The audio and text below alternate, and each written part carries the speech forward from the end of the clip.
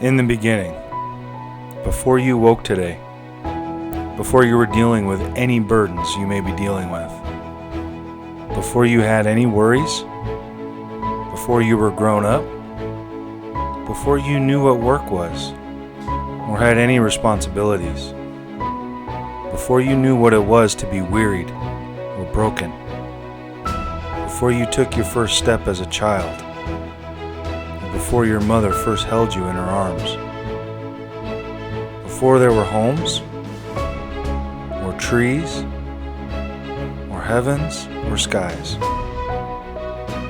before there were galaxies, or Milky Ways, or anything else. The mystery of your existence already was.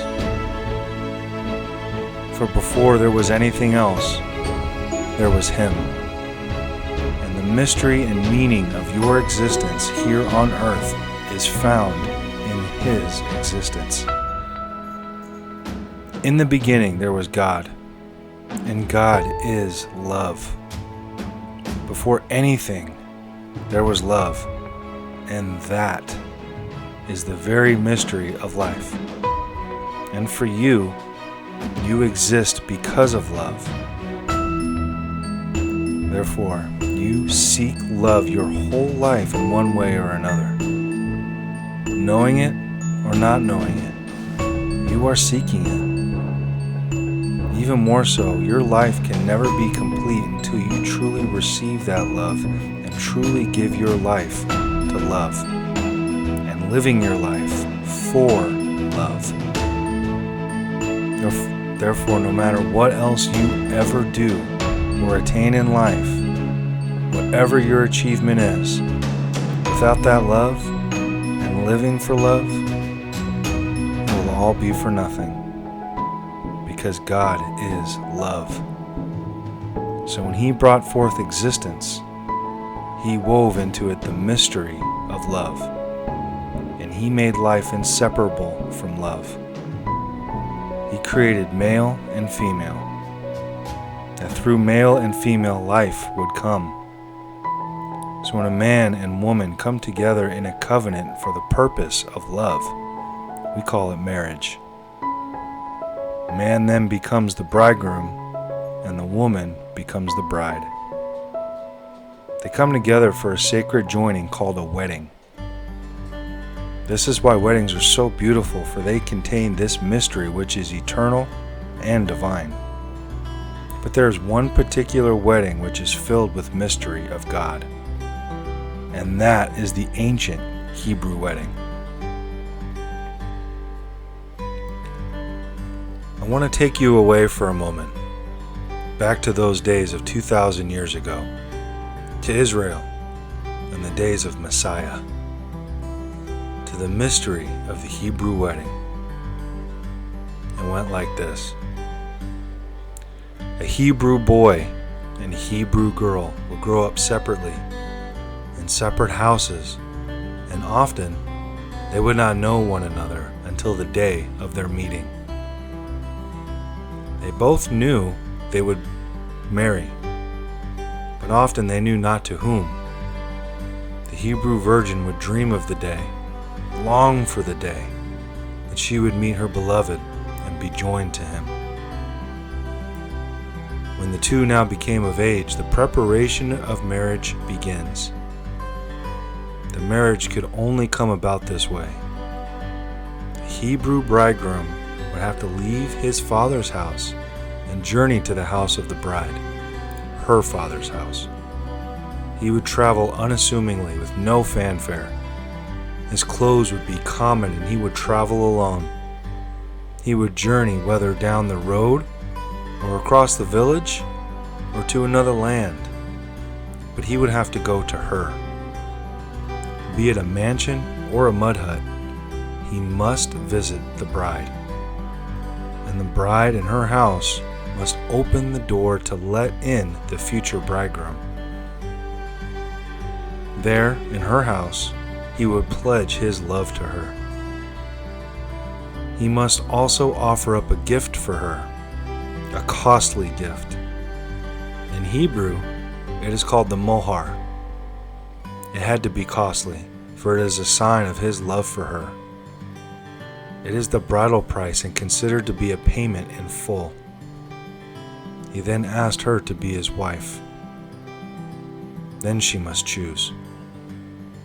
Often he is a stranger. Hardly ever has she seen him, or perhaps even never. To say yes means to leave everything she has known, go to where she's never seen, to leave her family, friends, and her father's house, to go somewhere she has never been.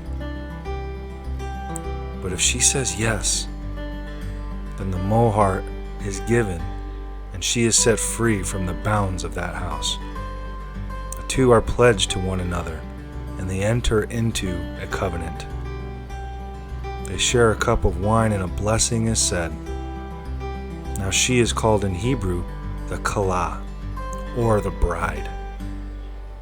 He is now the Hatan, the bridegroom. The two are deemed married, but only by their pledge. When the covenant is sealed, the Hatan bids his bride farewell. He leaves her, and the first visit is over. It is called the Kiddushim, or pledge. They have consecrated themselves to one another. He then returns to his house, and thus begins the great separation. The two reside in separate places for about 1 year. The groom spends this time preparing a home for the bride. You see, there was a law in Israel that the house must be better than the one she came from. The bride, in meantime, spends the time of separation preparing herself for the groom and for the marriage. Everything looks the same to her. She is still in her father's house. She is still a daughter in her father's house, but she is no longer considered of her father's house. She is now the Kallah. She is pledged. Everything has changed. Even though it looks the same, her room, her surroundings, but she is in a covenant. She now belongs to the Hatan. The house she is in then has become a bridal chamber to prepare her just for that day. She must consecrate herself, keep herself pure, to keep herself for no one else, and to even veil her face to keep only for him. And she spends her time learning how to say goodbye to everything she has ever known, to the letting go of the old house with its luxuries or any burdens, its distractions and its worries, its temptations, its claims, everything. Suddenly it matters not to her what is of the old, because she is now in love. She has one purpose, not to get wrapped up in the house anymore, but to prepare to be his companion and to become beautiful. Now, during the time of their betrothal, the groom sends a gift to his bride. It is called the matan. It is not the price he paid. It is not the mohar. It's just a gift of love to encourage her in the days of their separation. It is to beautify her and express his love for her, to encourage and reassure her. It is also to remind her of him and their future together. Then, the days of the preparing and separation finally come to an end. The Hatan is now finished preparing the house for the bride. So he now dresses up in his royal clothes. As a king with a garland on his head, he is dressed in fine linens and surrounded by his men and company. It is the day of the Hutana, the wedding day. It is the manifestation of the pledge they made in secret that will now come into the open. A great procession begins by the groom and his men to the house of the bride. It is his second coming. During his first visit, he was dressed in everyday clothes, but now he is dressed as a king. The first visit was in secret, but now the whole village stops, and they behold the bridegroom as he passes with torches held high, while singing songs of love and praise to God through the open roads and villages. The bride is meanwhile readying herself. Her maidens bathe her, anointing her with oils, perfume, and spice. She is adorned with costly jewels. Fine linens are around her, and a garland is upon her head. She was the daughter, but now she is a queen, the Kallah. Her maidens keep watch for the first sign of the Hatan, while they wait outside with the brightness of oil lamps. They wait and keep watch with great excitement. When they see the first torchlight of the Hatan's procession, they shout out, "Behold, the bridegroom is coming!" When the procession arrives, the Hatan then stands outside of the house, and he is waiting for the appearance of the bride. The Kallah appears at the door, and she is nervous, but excited. She is ushered out from the house. She has gone through the doorway many times as a child, but knows now this will be the last. She stands then before the Hatan. As they stand there looking at each other, he says to her, "Remove your veil." And so she does. They are now face to face.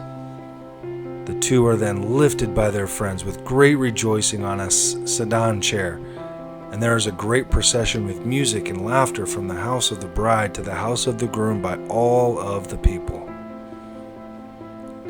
with torchlight and with great company, as it is written, the voice of joy and the voice of gladness.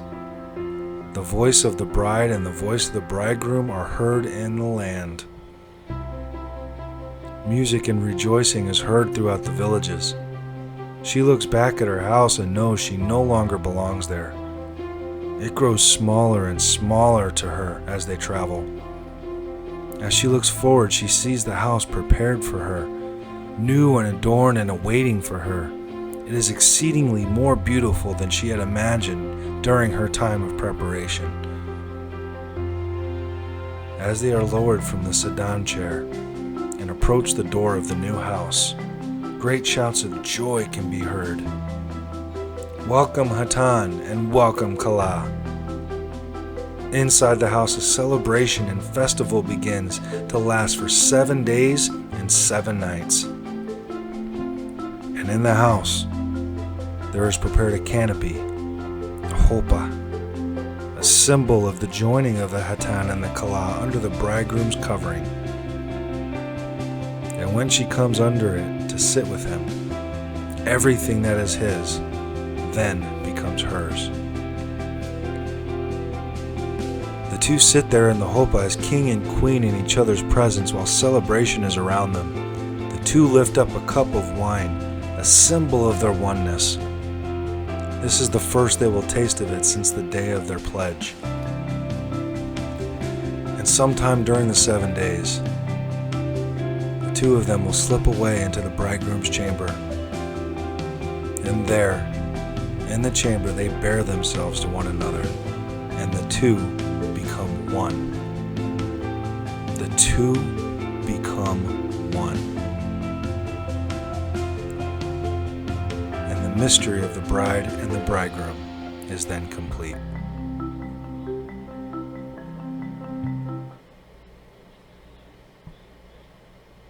And now the meaning of life.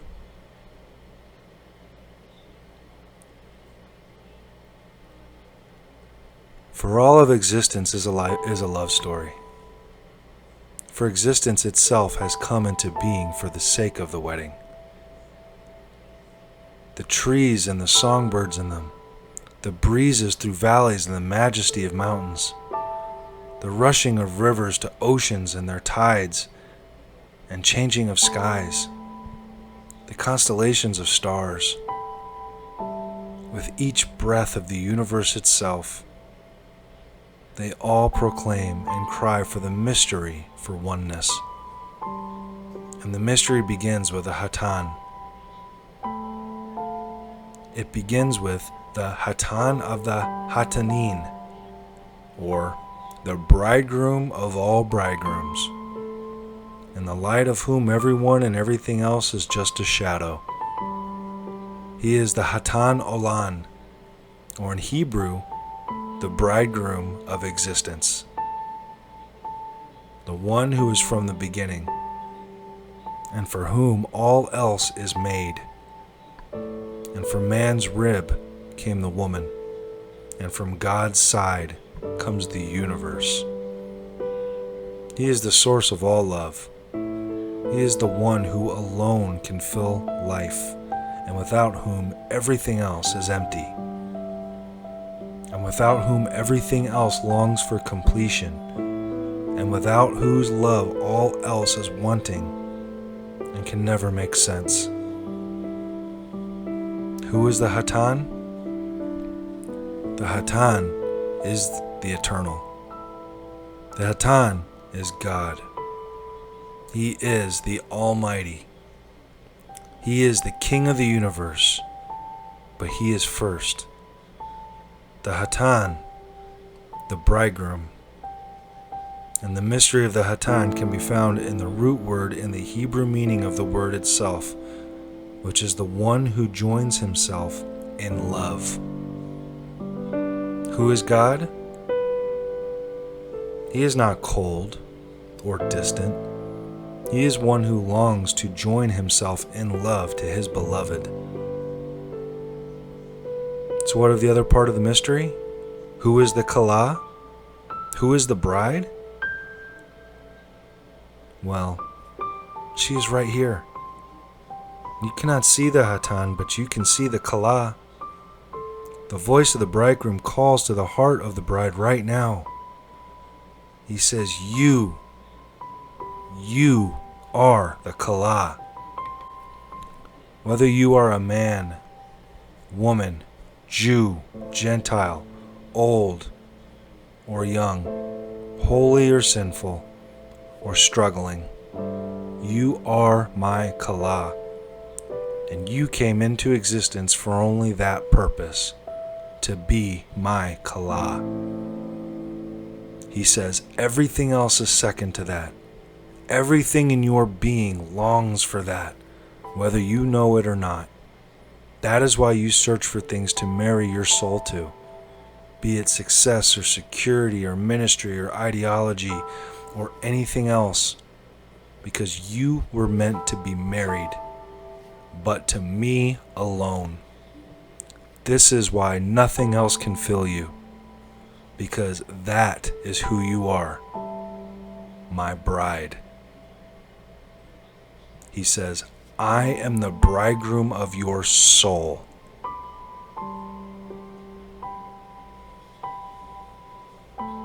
The mystery began with both living in separate house. The groom was living in the eternal and the bride in the temporal. 2,000 years ago, he made his journey with no fanfare, not across a town or village, but across time and eternity. God came to earth, our house, one of imperfection and brokenness, but it was our house. He came unassumingly and dressed as a common. For the bride must love him not for his riches, but for him, and his love alone. But then, according to the mystery, he must give a gift. So 2,000 years ago, he offered the greatest and most precious of gifts, his own life. Though some rejected his offer, he still knocks today. And his offer remains if only a door would open to him. Only then may he enter a house of pain and sorrows, of fears, affliction, and disappointment. The covenant he offers in that house releases us to turn that house to a bridal chamber of preparation. No longer are we forsaken or rejected, for we have been given our mohar. He asks her to be his bride, and she says yes. and an unbreakable eternal covenant is formed and sealed with the drinking of the cup, wine of which he says will not again touch his lips until the day of his return. Again, according to the mystery, he must leave her house and go to prepare a place for her. And as he left, he said, "Let not your heart be troubled. For in my Father's house there are many mansions. If it were not so, I would have told you. I go to prepare a place for you. And if I leave, then I will return." When he leaves, he sends a gift, a Hatan. This is in the form of the Holy Spirit.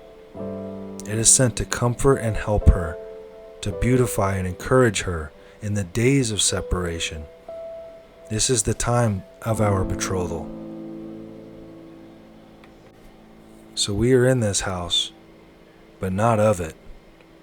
When we see our circumstance, we know we are not of it. And only for a short time will we be here. When we look at our past, we know that we are no longer of it. Once we lived in anger or fear, depression or illness, in malice and in selfishness, addiction and prejudice. But we are not of that house. We only dwell there in preparation and joyful expectation. We are not owned by this house, and so it cannot claim or hold us. We are free of it, based on our eternal covenant. In the days of our separation, we may meet with him in our secret place of prayer. There, we are encouraged and reminded. Our hearts are turned again toward him, and we become transformed by the renewing of our minds. For he said, "I am always with you." Everything we go through, both good and bad, is nothing more than preparation within a bridal chamber. He said, "I will work all things for good for those that love me and are called according to my purpose." We are here not any longer to get caught up in the house or the details of the house, but to learn to leave the house.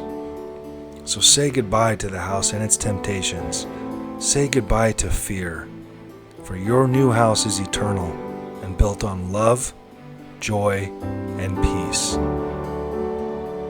Keep your treasure with me in your new house, where moth and rust cannot destroy, he said. The days of separation will soon end. The second coming will be soon and at a time we do not expect. But it will come with great fanfare. It will come with celebration and glory, and it will come to take us home.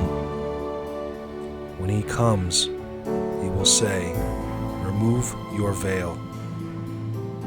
And she will hesitate, for she knows too well of her blemishes.